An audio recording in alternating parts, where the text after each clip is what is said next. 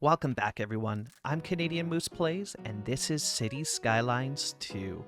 I really like the format of the videos from our previous City Skylines 2 series, of the intro followed by a stop over at Prez's Inspiration Station, and then diving into the time-lapse. So we're going to be bringing that back, so let's hop off this Via Rail train and take a look at today's build inspiration. Today, we are going to take a look at two of my favorite bridges in Vancouver, the Granville Street Bridge and the Burrard Street Bridge. So here I am on location of the third and the second Granville Street Bridge. The one that you're seeing here actually has the original tram tracks that used to go over top of it. And if you take a look over here, you can see the actual curb of the sidewalk, which is really cool. Still existing as is, and if you look up above me, that is the third iteration of the Granville Street Bridge. Cool. So here we are at the Burrard Street Bridge, and what you're seeing behind me is now a construction site, but that was actually the location where they used to have the old streetcar barns. They used that to actually burn the streetcars when they decided to switch away from streetcars and go to trolley buses. But yeah, pretty cool. So let's hop into game and see how we can implement the ideas of the Granville Street Bridge alongside the Burrard Street Bridge. So to kickstart the time-lapse today, I actually wanted to take a look over at Paradox Mods and give you all an idea of the mods that I'm using currently for this series, because unfortunately there is no way to share a playset in Paradox Mods, which that to me is a huge miss, and I have given them that feedback that this is a feature we really should have, so I can just easily share it with all of you and you can keep up to date on the mods that I'm using. But for now, I'll dive through the mods that I have here currently for my active playset, and then if any new mods get added to the Paradox Mods site and I decide to add them, I will dive back into this and do it at the start of the time-lapse in future videos. Hopefully they just add a share option soon and we can just do that and you can all stay up to date with my current playset. So let's dive through here. So we have Unified Icon Library, which is a dependency mod, Map Texture Replacer for my themes, Extra Lib, another dependency pack, Extended Radio for the radio packs, L or I18 everywhere. I have no idea what this is. This was also a dependency. We have Find It, a dependency pack here, Move It, Better Bulldozer, Water Features, which has caused me some issues, and I've been tempted to remove it, but I'm not sure what happens if you remove it and there's water sources on your map that you have removed. Do they stay removed? Home of Chameleon TBN, which is my go-to theme for this series currently. Line Tool, Anarchy, Tree Controller, 529 tiles, extra landscaping tools, Prop Lights mod, Free Range Camera, Plop the Growables, which works in unison with Find It, so that when you place an item through Find It, a building, it will stay historical, which is key to this series, so we can shape the look without it changing as buildings level up. Achievement Enabler, so I can keep up with all of you vanilla players. Some of the best radio station packs out there from City Planner Plays. They are so heckin' good. And then extended road upgrades. No offense to City Planner Plays, but the best radio station out there, Moonbeam Radio, from Kodiak, the Kodiak there, as well as the Ned Dirt Radio. Really incredible stuff. Extra networks and areas, first-person camera, and then we have the Cloudy Bay map by Sadai. Again, these maps I've been trying out over on the Twitch side of things there. Sim route highlighter to see where stuff is going in case any pathfinding seems a bit off and you want to try and troubleshoot that. It's really useful for that. Some more maps here. Shout out to Jasper Canada.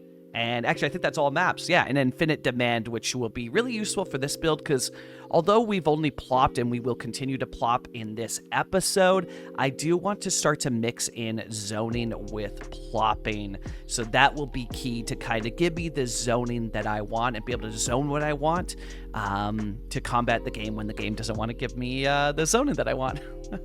So that's my list of active mods. Let's dive into the time-lapse. So welcome to the time-lapse, everybody. We're going to kickstart this by coming up with the idea for the bridge. bridge, and this will act sort of in place of where the Granville Street Bridge would be, while combining ideas of the Burrard Street Bridge with the Granville Street Bridge. And we're going to use the highway option here that has the truss segment. I really like the look of this one. And we're going to combine it with another piece. Now, the one downside is that it is a 2-lane meets a 4-lane. So I guess, like, if we ever got bikes, I could just convert the 4-laner one into bike lanes and then figure out what I do with the 2-lane. But it is unfortunate that there's no, like, 4-lane truss segment. They're all only 2-lane. There is 2 of them, though, so you do have, like, a 2-lane highway truss segment or a 2-lane road truss segment, but they're still only 2 lanes. But overall, the aesthetic of these 2 pieces together is really nice, and it does feel like something that would exist in Vancouver, British Columbia. Like, it feels very Vancouver, you know? Which is really cool. But again, it's just, unfortunate that it is a 2 meets a 4 meets a 2 for a bit there. But overall, quite pleased with it, and I really like the angle that we're getting here too. I want it to be very tall because the idea is that we're going to have ferries coming in underneath this bridge, so I want to make sure that it fits it, because I do hope that eventually we'll have assets for the ferries that are smaller, more local, sort of inlet bay type ferries.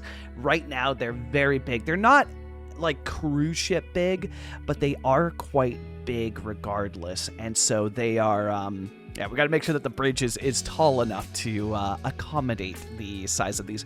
Plus, the Granville Street Bridge in general and the Burrard Street Bridge, they're quite tall bridges when you're actually standing underneath of them. So we might even, I don't know, we might even raise this up in the future. We'll see. I feel like I could go even bigger with it. But yeah, we're just going to line that road and begin the starting layout for this city, which is really exciting. I think in next episode, we're going to focus on getting people in, because we will get buildings placed in this episode. So I think the goal will be to get people into the city by placing down our version of the Stanley Park, the gold, Lionsgate, the Lionsgate Bridge. The Golden Gate Bridge asset, I believe, is the one we will use, as it's the closest to it. So let me know if you like this or hate this. It's tough, right? Because it's technically the best option in my opinion. We could go with the double highway bridge, but then you have 2 pillars. I don't know, it's really weird. Like, they give us some awesome bridges here, but the way that they go about it in base game here in City Skylines 2 is really odd in my opinion. Also, save your game. It's really, I don't know, it's really odd how they go about it, because the truss bridge that you have, you can only place them in segments of 2, right? Because they're one way only. So yeah, I don't know. I would have loved to have seen one that's like a 6-lane built in together, where I could just have one pillar, similar to the Lionsgate Bridge in Vancouver. But, you know, it is what it is.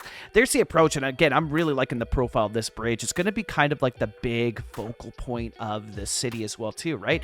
You're going to have these ships coming into the bay underneath it. We're going to have lots of buildings around it. And oh my God, what is happening to these birds? Well, they're...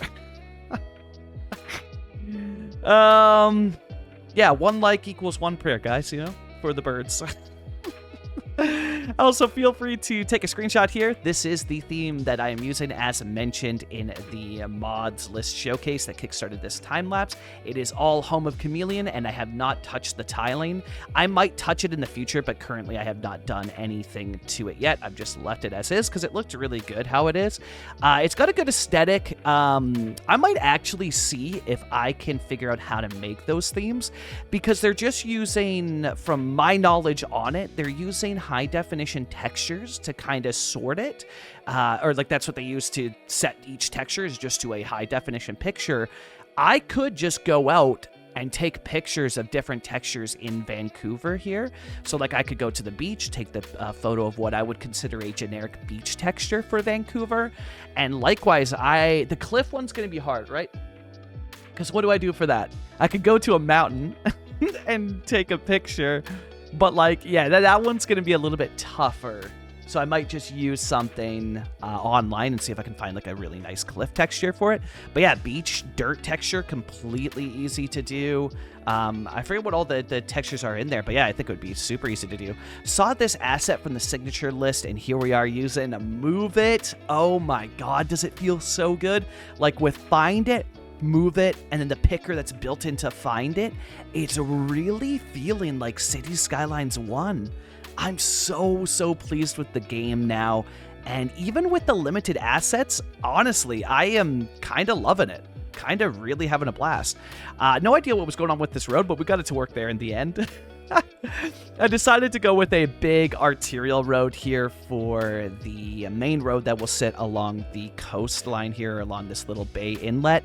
And yeah, I went with a bigger one that's inspired by, I forget the name of the street, but you all are seeing it on screen right now, this street. So I decided to go with that instead of the smaller one that's Beach Ave that really actually runs closer to the water. Again, this isn't meant to be a one-to-one build. Obviously, you know, we don't have nearly enough stuff to do that. But it's just meant to be a series that's like captures the feeling of Vancouver and what I feel like living here.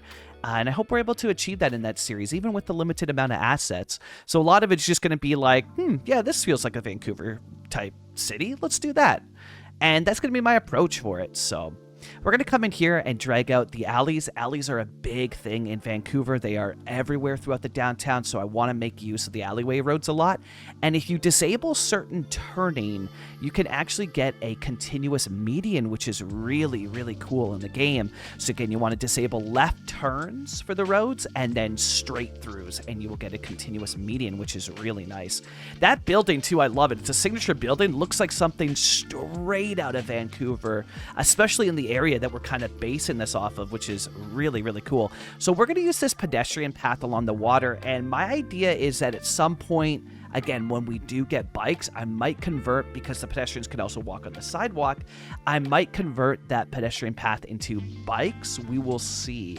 Yeah, man, it's hard. I'm really excited to do this series and share it with all of you. It feels so good to do a Vancouver series finally on this channel, but like, it is tough not being able to include bikes, or like not have that ability to have bikes in here, because it's such a huge part of Vancouver, especially the downtown. And so not having that, it is tough, like thinking like, okay, well, we got to plan for this. We can retrofit the city, because that's what a lot of these cities do, right? They retrofit bike infrastructure, especially nowadays. But thinking for that it's hard, you know?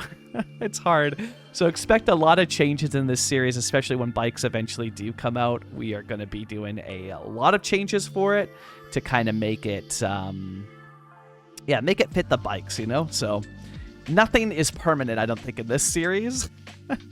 So I'm coming in with this pedestrian path, and using the road upgrades tool, we're actually able to upgrade it to a key style and push the water right up against it, and it creates a really nice look on the waterfront. Likewise, since there's no marinas in the game, I'm going to actually use this pedestrian path as a fake sort of marina, which we'll cover in a future episode. Really excited for that as well, too. So we're going to come in here and use the beautiful built-in parking there. But I decide I don't actually want the parking to attach to the end, to the main arterial road here. I only want it to be accessible from the alleyway. So we're going to redraw that out here. And I'm going to show you kind of how I plan on detailing it. Now, this is a plot detail-based series, because that's the type of city builder that I am.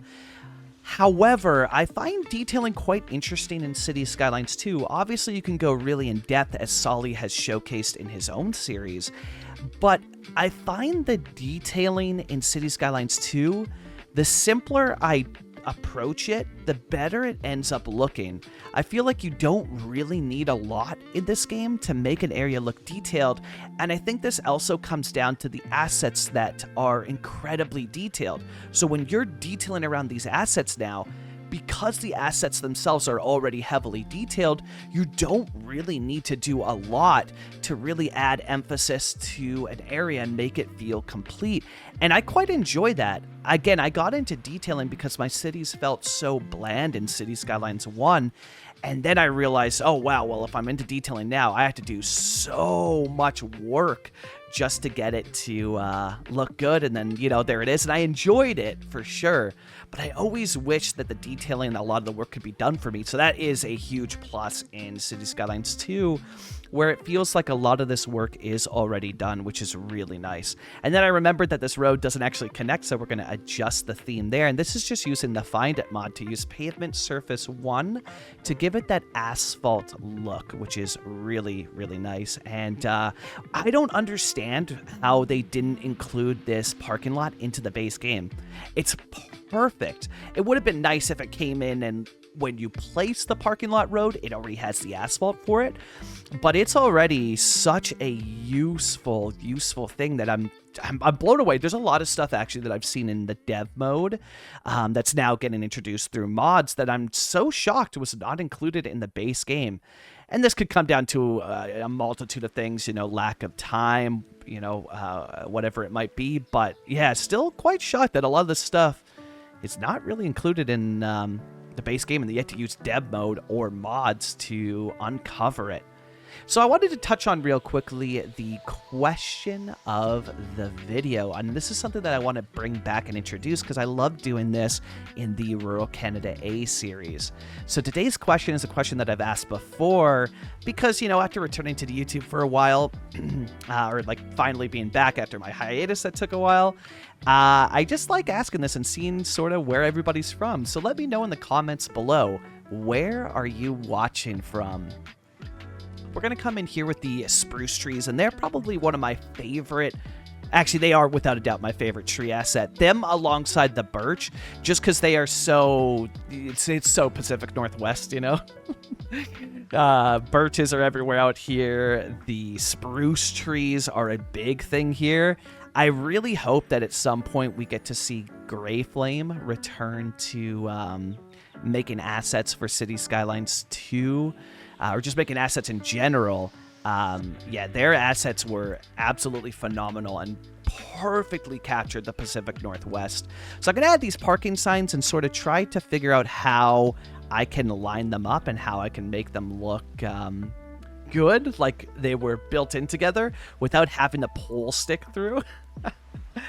In this series as well, I'm responding to some feedback that I got and trying to slow down the time-lapse speed on things that I think would be interesting to all of you. So you're going to notice throughout the series different areas that are slowed down footage, so they're played at normal speed for all of you, versus parts that are sped up to my normal amount.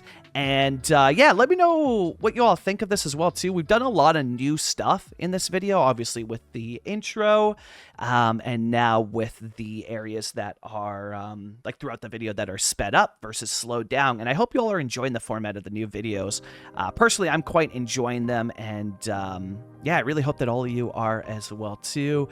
And yeah, just really appreciate any feedback that you have on the videos that I can do to help improve them as we go with this series.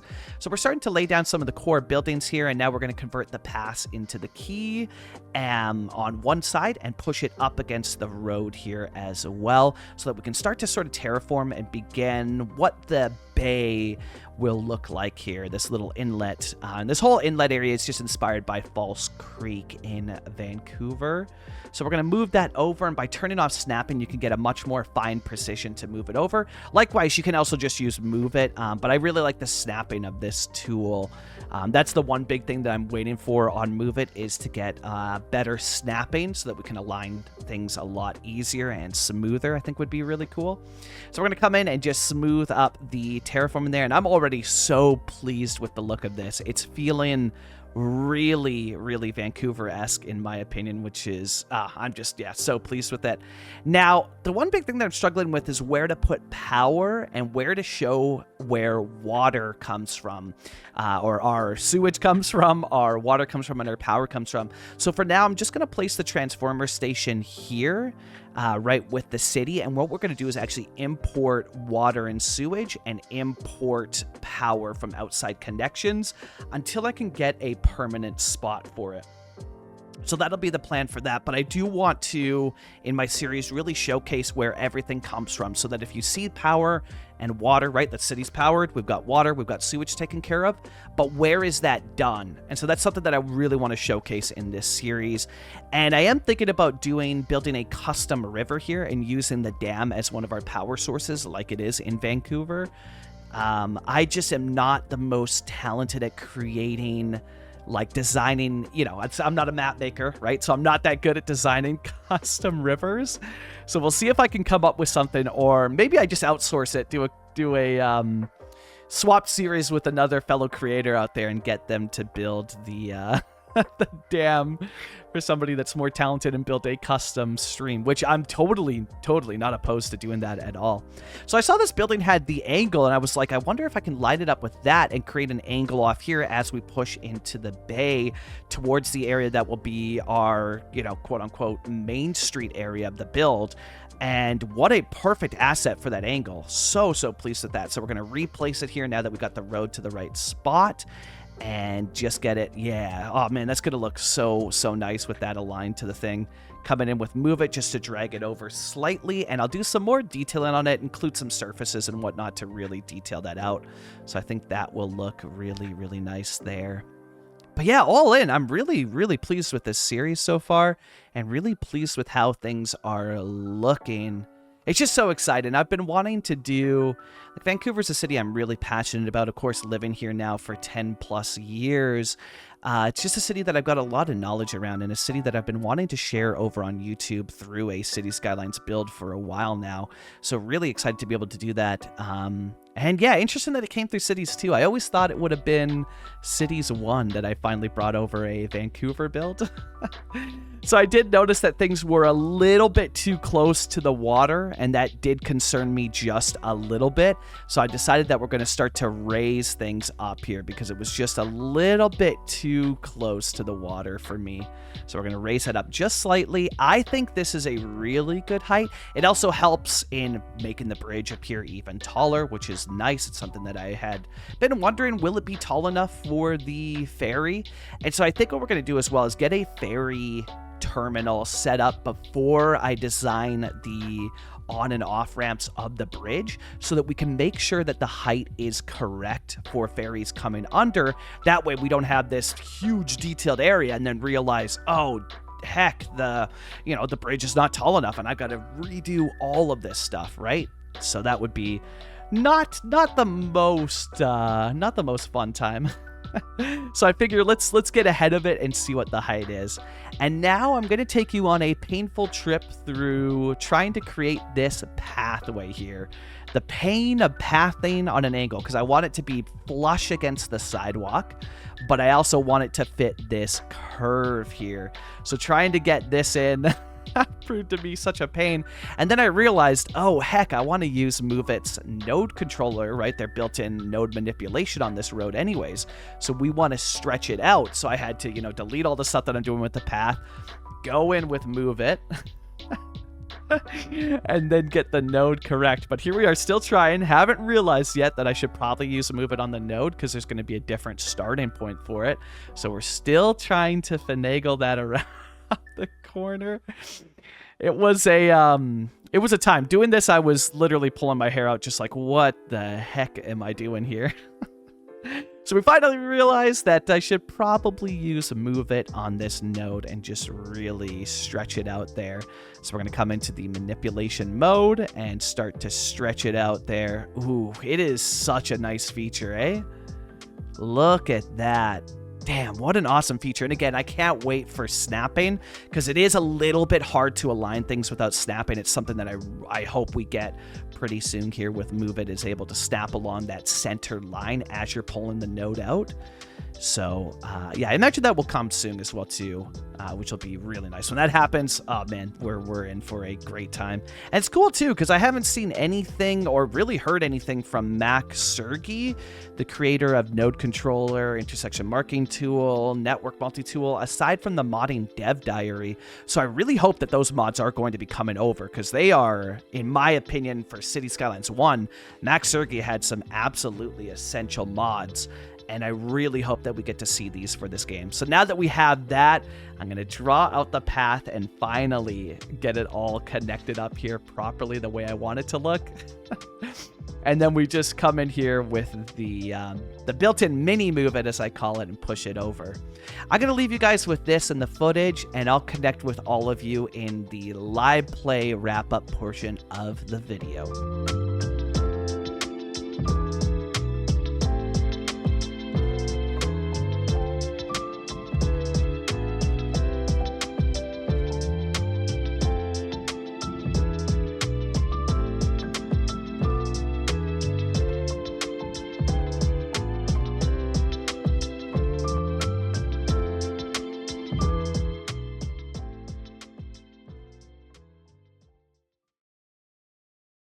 Welcome back, everybody, to the live play portion of the episode. So today we were able to craft a very cool bridge.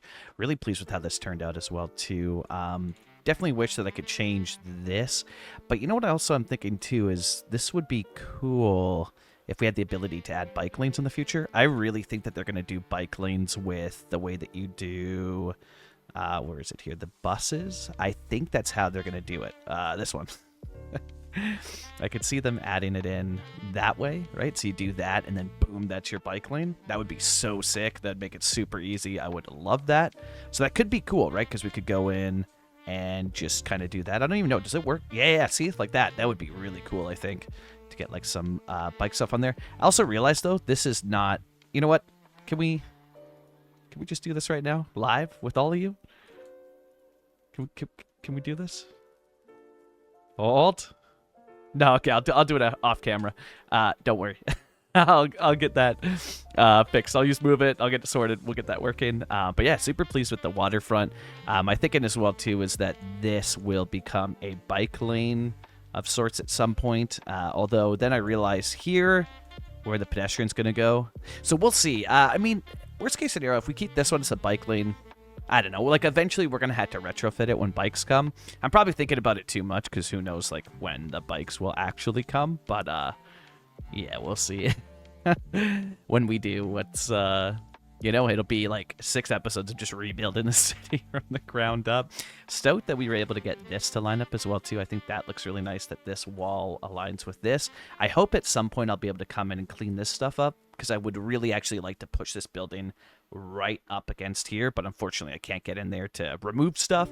So if I can use, like, if we ever get Bob in the future, that would be really cool to come in and just clean that up a bit.